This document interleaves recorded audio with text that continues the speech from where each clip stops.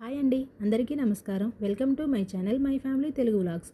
ఈరోజు మనం ఇంట్లో ఇడ్లీ, దోశ, వడ, పునుగులు, ఉప్మా ఇలా ఏ టిఫిన్కైనా అద్భుతంగా సరిపోయే ఒక సింపుల్ అండ్ టేస్టీ చట్నీ తయారు చేసుకుందాం.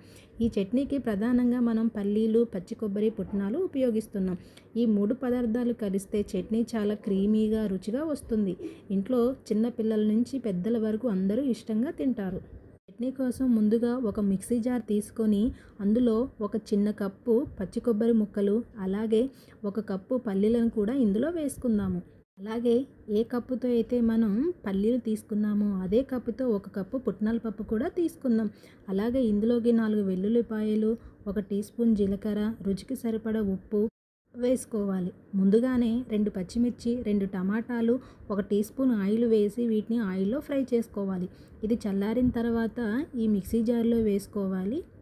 తర్వాత టీ గ్లాస్తో సగం వాటర్ పోసేసుకొని మూత పెట్టేసి ఇది మెత్తని పేస్ట్ లాగా గ్రైండ్ చేసుకోవాలి. చట్నీ మరీ గట్టిగా కాకుండా మరీ పల్చగా కాకుండా ఉండేలా నీటిని కొద్ది కొద్దిగా వేసుకుంటే మంచి టెక్చర్ వస్తుంది. ఇప్పుడు ఈ చట్నీకి తాలింపు పెడితే రుచి మరింత పెరుగుతుంది. ఒక చిన్న ప్యానులో కొద్దిగా నూనె వేసి తాలింపు గింజలు, జీలకర్ర, అలాగే 2 ఎండుమిర్చి, 2 రెమ్మల కరివేపాకు వేసి బాగా వేయించండి. ఈ తాలింపును చట్నీలో వేసి బాగా కలపండి. అంతే, ఎంతో రుచికరమైన పల్లీలు, పచ్చి కొబ్బరి, పుట్నాలతో చేసిన ఈ చట్నీ రెడీ అయిపోయింది. ఈ చట్నీని వేడివేడి ఇడ్లీతో తింటే చాలా బాగుంటుంది. అలాగే దోశతో కూడా అద్భుతంగా ఉంటుంది. ఒకసారి ఇలా చేస్తే మళ్ళీ మళ్ళీ ఇదే చట్నీ చేయాలనిపిస్తుంది.